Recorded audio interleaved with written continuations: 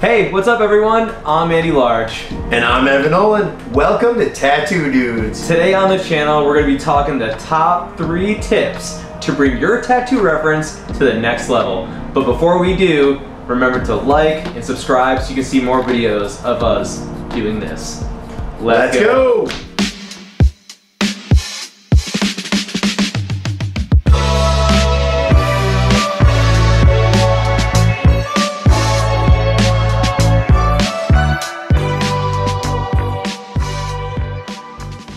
Okay, so let's get into these top 3 tips on how to bring your reference to the next level.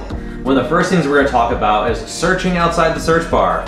Where we're talking about breaking out of your normal routine of being in Google search, being in Pinterest, looking for other options outside of that to really just look for new, fun, creative references, right? You got it. I mean, we've all seen that same, Pinterest lion or whatever done a million times because it's really just the most accessible reference. So, if you're not feeling super motivated to search a little bit further and you just see it and you're like, yeah, that makes a good tattoo, you're just gonna grab that and tattoo it. And sure, it does make a good tattoo, but does it really separate itself from all the other tattoos that were done just like that one? We wanna push you to kind of look a little bit further. So when we're talking about this, we're talking about not just looking in the same constant places like Google and Pinterest to get the same Google line you've seen like time and time again. Yeah. It's about finding other resources. As far as like looking in places that you normally wouldn't look, you ever thought about maybe paying for a reference? Like there are sites that are specifically made with professional photographers pretty much for this purpose, for design, for art. Like there's the Shutterstocks and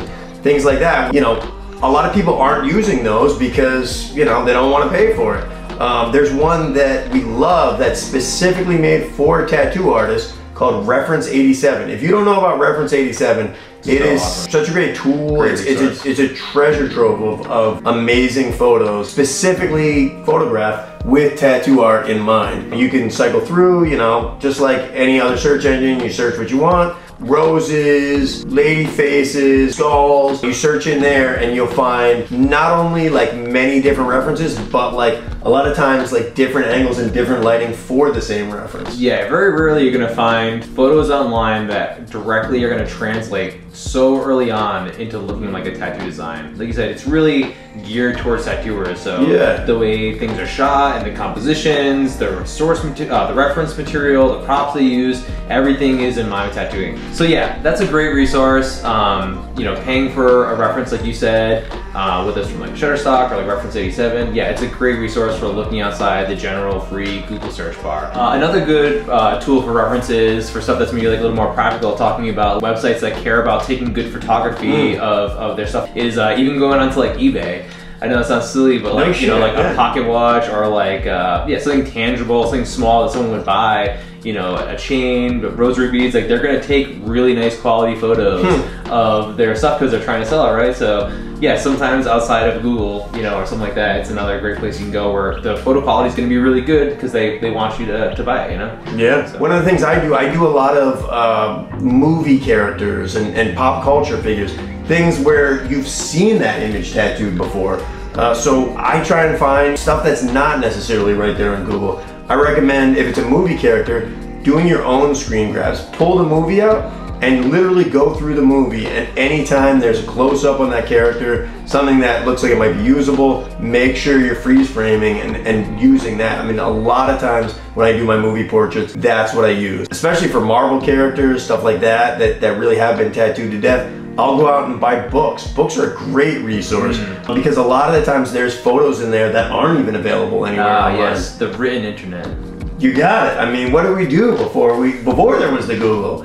And especially like, taking it back to that lion, get yourself some nature books, like they're amazing photos that, again, like you're probably not going to find anywhere online. The written internet is a great way to find those resources. There's still books available. They're still there. Yeah. There's still pictures inside some of them. And that sets you ahead of your competition in that respect a little bit. Yeah, and I think too, doing Marvel characters and stuff like that, Another option in hard media you can hold in your hands is like toys, or maybe like a collectible, like a marquee, like from Sideshow. Yeah, man. Like that. If you look up a lot of the comic stuff that I do, I know you do the same thing as well. You want to get dynamic, sort of 3D, you know, really realistic reference of something. Looking up the toy or the, you know, high quality collectible of it. Just looking up, you know, go to sideshow.com, you know, even just while you're searching, whatever it is, if it's Wolverine, you know, tack Sideshow under the end of it, and they have great photos showing off their products. You know, it's in their best interest to make the lighting really dynamic, to make it sharp, and a lot of that stuff is going to translate really well into a tattoo. Yeah, or you can go as far to do what Evan and I like to do sometimes, which our wives love, which is you could actually just go buy a Sideshow collectible, and then you can take your own photos of it, and you have it in your own, yeah. Hush, hush. That's coming soon. So that leads us right into our second top tip for taking your references to the next level. It's shooting your own references. You know, we talked about finding these great photos, but you know, if it is something that you can acquire, that you could physically take a picture of it yourself, it's hard to beat that. You know, you controlling your own lighting, really making sure you get exactly the angle and the shot that's going to be best for your tattoo. Yeah.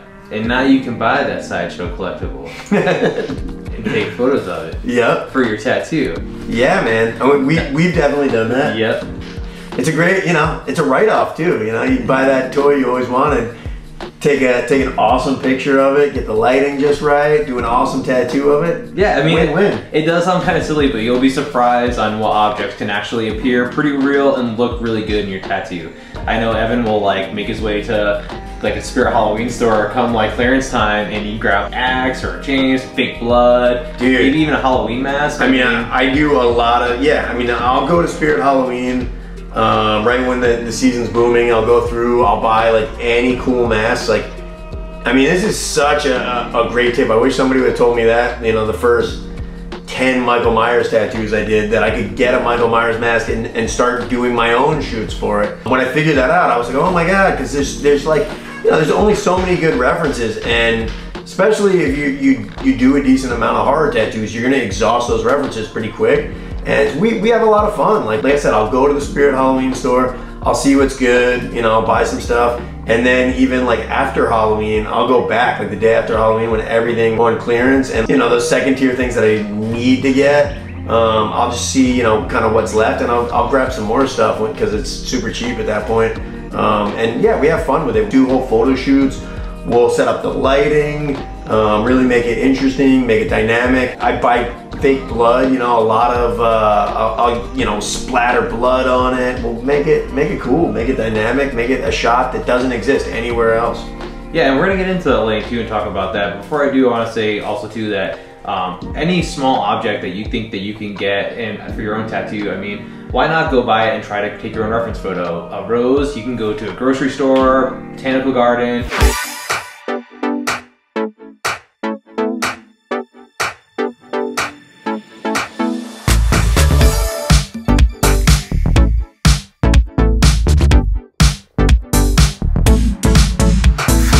I mean, just anywhere, you know, there are small things you can get, like a prop skull from like a skull shop. Yeah, put the link below, the skull shop. They make incredible movie replica human skulls, and I mean, it just looks so killer. We both have them to use as a tattoo reference. Yeah, and I mean, you could spend hours looking for that ideal positioning and lighting, and you know, that's gonna look next to your rose, right? Or yeah, you could take those objects that are practical, and you could spend a lot less time and just arrange it yourself and get that ideal exact composition that you're looking for, and really control the environment.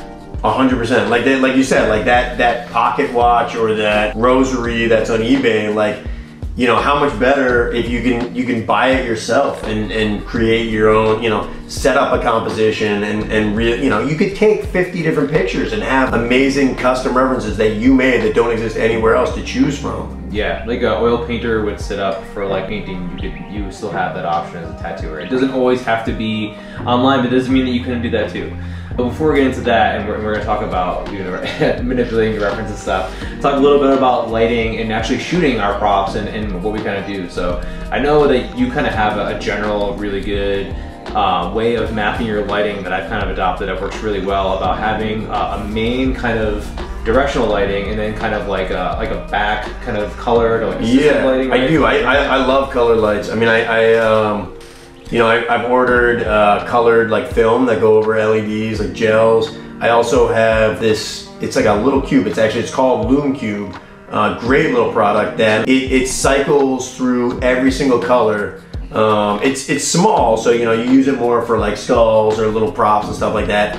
But you know, it's great for like a secondary light source. Yeah, I mean when Andy says that about like the primary light source, you know, I usually use a neutral colored light and I'll position it typically like overhead, because that's, you know, usually what's natural, what's normal, to one side usually, but I'll move it around, I'll take a bunch of different references, a bunch of different shots, and then, you know, wherever that main light source is, that colored light, we're gonna almost put opposite that. So if the main light is to like the upper left, the colored light is probably going to be to the lower right, and that way we're going to capture like a shadow kind of between them, kind of right in between them, so that, you know, if you're using the colored light and it's coming from the same place as the main light, that brighter neutral light is going to kind of wash out the colored light, or they're going to overlap and it's going to look unnatural and weird.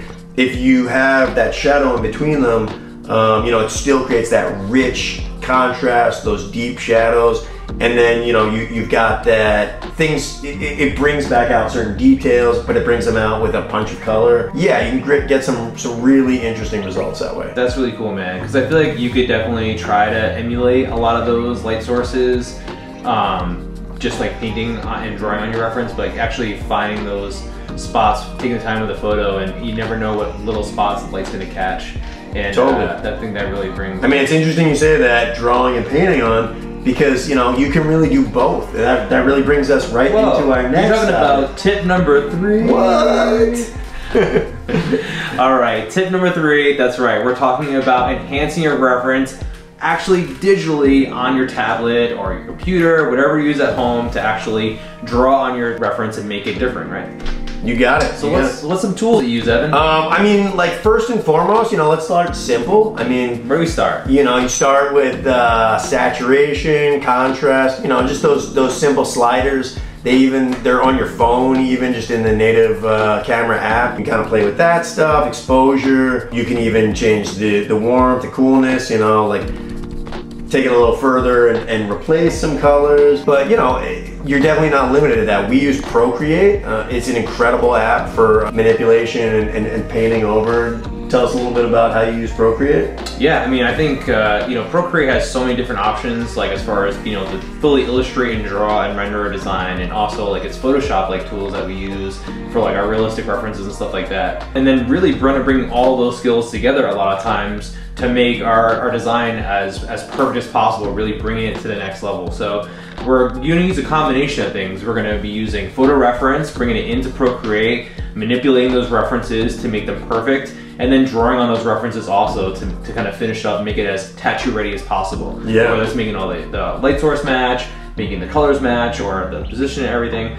But yeah, I think a big thing for me that I do doing roses or anime tattoos is I'm looking for, you know, a lot of different references, and even though I design on one main one, I'm looking for things about that I feel are maybe a little clunky, a little hard to read. So like in a rose, I may make the center of the rose like a little less complicated, maybe a little bigger, or maybe even Photoshop a center from a different rose in there. And by doing that, I'm bringing in elements that I know are going to be really successful in the tattoo, and eliminating areas that I know that might be questionable. In a photograph, you never question it, right? In realism. Sure.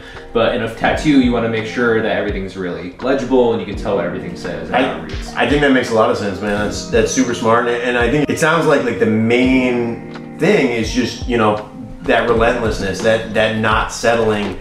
You know, whether it's, you know, not just settling for whatever picture's online, actually controlling the light and creating your own picture, or finding a better picture, or even taking it further and not just settling for whatever the light was when you got the photo. Just kind of like, this is your chance to experiment with it a little bit. You know, you once it's on skin, you know, it's on skin, and that's kind of the end of the story. You can't really, you make a decision you're not like 100% thrilled on, it's harder to take it back. But you know, when you're playing with things, trying different colors, different, you know, messing around with it, like you said, like swapping in, Frankensteining in different parts from different references, spending that extra time there, just really playing with the reference, it's so much more beneficial than just accepting whatever you found online or even whatever photo you took. And you're also getting closer to making something more unique every time too, right? The more time you spend with it, making it more individual to that product, that project, more time identifying things that, you know, are more successful as a photo but not as a tattoo. So those are our top 3 tips on how to take your tattoo design to the next level. Please let us know, you know, do you have any other tips? Have you tried these tips yourselves? And if you do end up using any of these tips, we would love to hear from you if you found them helpful. Please like and subscribe to see more videos just like this one. Thank you guys so much for watching. We'll see you next time. Take it easy. Later.